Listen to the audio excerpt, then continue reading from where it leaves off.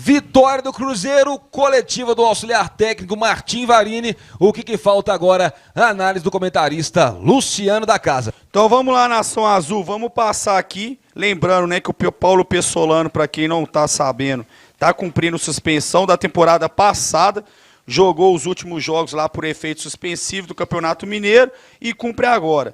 Então o Martini, né, auxiliar técnico do Cruzeiro, o Varini, auxiliar técnico do Pessolano, tem a mesma filosofia, os dois trabalham juntos há muito tempo, inclusive o percentual dele de vitórias é muito alto, é muito grande, então foi bem coerente ali na entrevista. Foi bem, né? Mais uma vez. Então vamos deixar o melhor para o final. Vamos lá. Uma parte que me preocupa aqui, ele não conseguiu ainda ter nenhuma notícia do departamento médico. O Cruzeiro saiu com 2 jogadores lesionados, mas o que me preocupa é o Vital.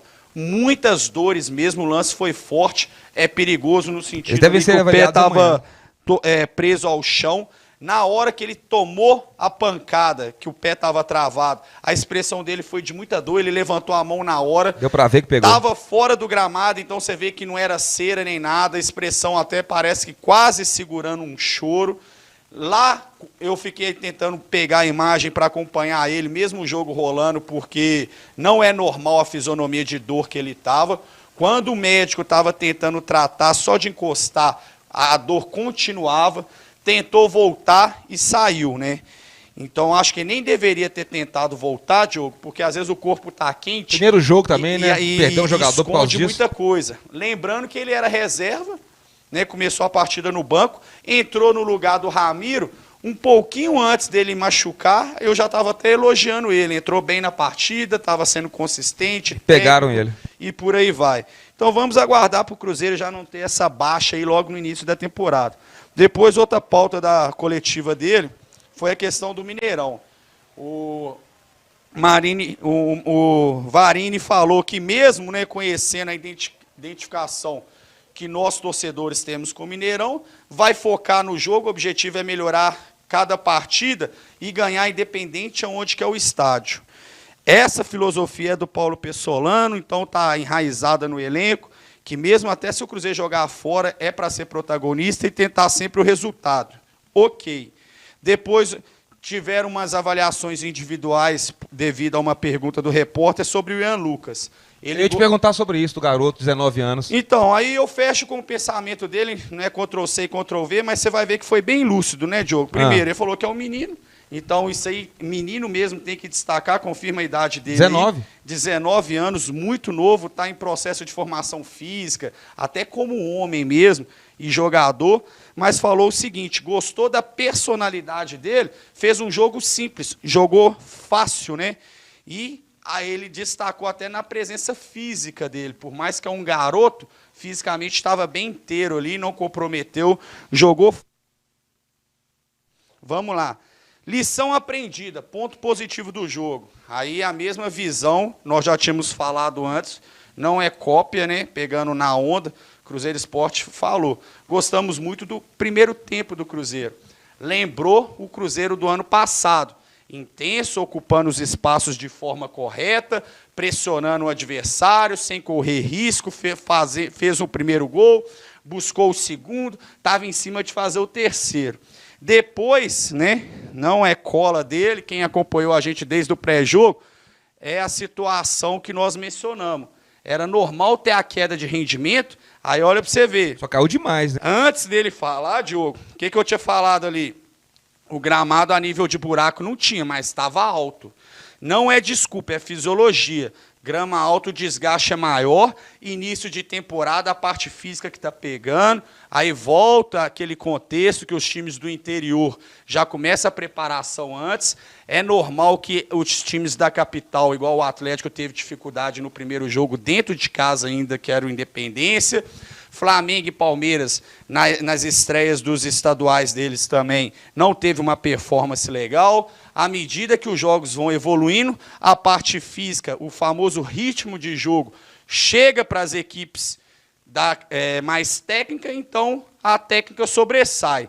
Então, estou falando isso porque ele confirmou a impressão que a gente tinha. Sim. Que nós não estávamos lá, falei, não estou vendo irregularidade no gramado, mas principalmente quando o jogador estava se tratando, percebemos que era uma grama mais alta, então esse desgaste... É até meio natural, né? É natural. Aí sim, ele também fez a observação, né, que eu gosto muito da comissão técnica do Cruzeiro, que não vem de ilusões, né? A gente fica chateado quando tinha os especialistas de acesso que falam assim, esse cara está vendo outro jogo que nós estávamos vendo.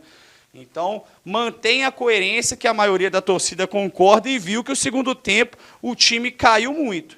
Aí não é justificativa, é fato, é verdade. Ele usou o termo fadiga e cansaço, normal. E, além disso, teve muitos mais novatos que entraram. Sim. Então, perde também aquela questão de entrosamento, perde aquele raciocínio tático, aquela questão de cumprir os espaços, que não tem tanto treinamento ainda, está na fase de entrosamento, né? Que o elenco é muito novo do Cruzeiro. Então, resumindo, tudo dentro do esperado. O Cruzeiro teve bons lampejos no jogo, principalmente no primeiro tempo, foi muito bom, estava com cara de goleada, fez o primeiro, buscou o segundo, fez o segundo, estava buscando o terceiro, e depois o segundo tempo teve tudo isso que nós falamos. O que não foi abordado, que aí já não tem mais a ver com a opinião dele, é opinião minha, está tudo dentro do previsto, eu só dou ênfase em duas coisas, né, para fechar.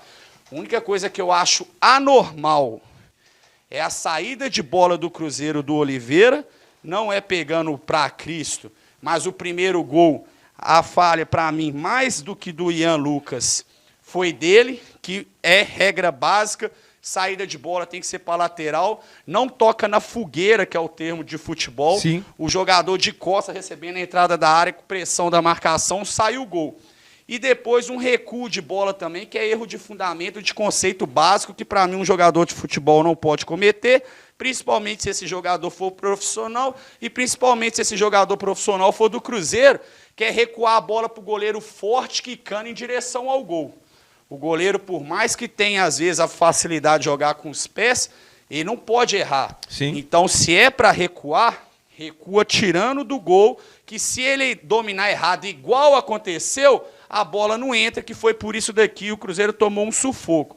Então, eu fico essa observação para o Oliveira, é para manter o sistema de jogo, saída jogando, tranquilo, mas sem correr risco, que é permitido, não é feio isolar, dar bico, pôr a bola para fora, beleza? Então, essa fica a maior observação do jogo. Tem uma outra que também não foi abordada em coletiva, é opinião minha, leitura de jogo.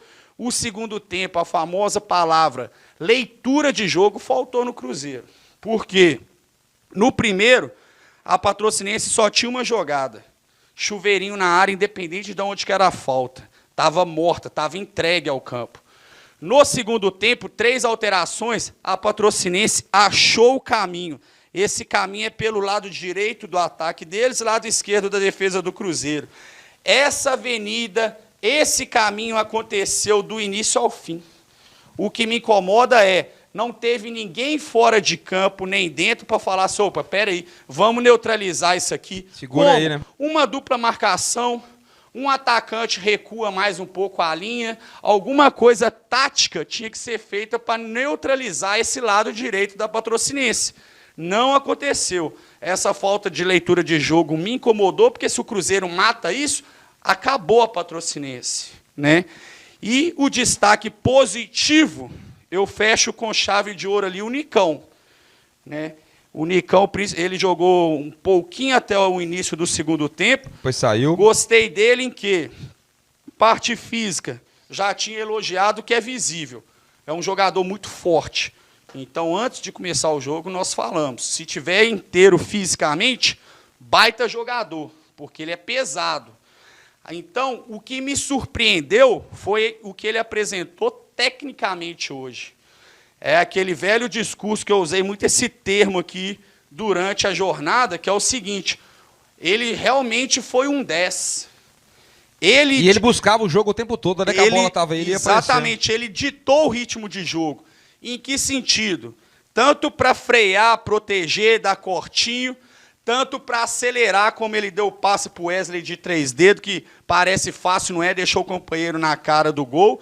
Então, além desses lampejos técnicos, aí para eu encher a bola dele mesmo, da atuação que ele fez, porque fez um gol, mas o gol é o detalhe, a atuação dele foi absurda, foi um monstro em campo, Diogo. Essa parte de participação. Exemplo, o Wesley, você viu que tem lampejos de bom jogador, cavadinho e tudo, mas o Nicão foi constante. Ele jogou pelo lado direito, jogou centralizado, jogou pelo lado esquerdo, estava em todas as faixas do campo. Então, espero que seja desse rendimento daí para cima, que vai ser um jogador muito útil, muito importante ao decorrer da temporada. E, para finalizar, é aquele negócio. Cada um no seu quadrado. Jogador treinando, descansando, jogando, treinador avaliando, fazendo as mudanças, diretoria contratando, pagando em dia. E nós, torcedores, principalmente assim que puder voltar para a Toca da Raposa 3, do mesmo jeito que a gente quer um Cruzeiro intenso da temporada passada, vamos mostrar também a nossa força, a nossa intensidade na arquibancada, que ano passado foi algo diferenciado, né? Todo diferencial. Então é tudo nosso aí. Fica com Deus, Nação Azul. Tamo junto.